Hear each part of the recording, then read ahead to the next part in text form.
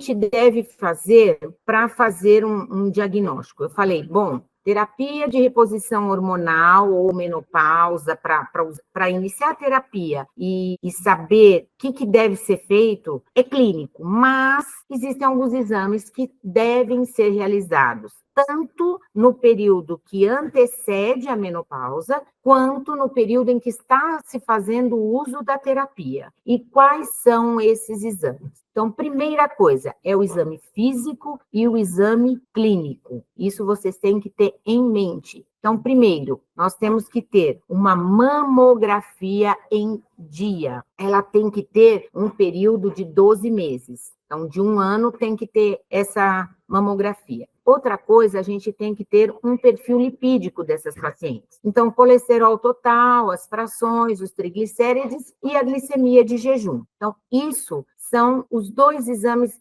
básicos para a gente ter o início da aplicação da terapia de reposição hormonal com uma, vamos dizer, com uma confiança para o início. Tá? Lembrando que não existe evidência que justifique realizar o ultrassom transvaginal nessas pacientes. Ai, Sheila, mas acontece que a paciente vem e fala para mim que ela quer ultrassom porque ela se sente mais tranquila. Isso é uma tranquilidade trazida para a paciente, porque se ela não tem nenhum sintoma, qual seria esse sintoma?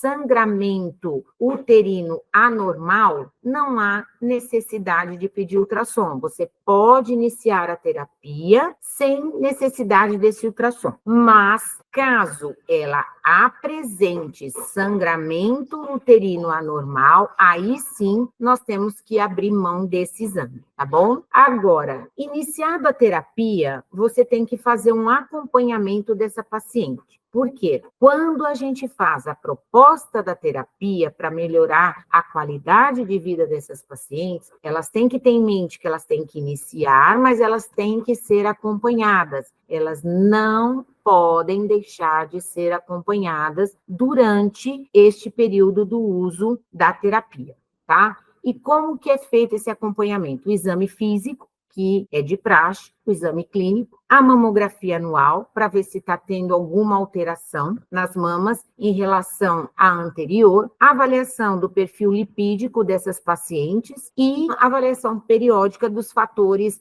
de risco cardiovascular. Agora, nós temos ainda que em mulheres que têm um alto risco de câncer de endométrio, usuárias de TH com estrogênio tópico isolado para tratamento da síndrome geniturinária da menopausa, elas devem realizar o ultrassom. Por quê? Porque ela pode ter um espessamento do endométrio e ela pode ter um sangramento. E aí vem alguns questionamentos. Vamos dizer que esta paciente, se ela apresentou esse sangramento, imediatamente ela precisa fazer o ultrassom para avaliar o endométrio. Se esse endométrio tiver abaixo de 5, se ela está fazendo reposição, até 8 milímetros é considerado normal. Mas se ela não estiver fazendo reposição, abaixo de 5 milímetros é normal. Se não, tem que investigar esse aumento do endométrio,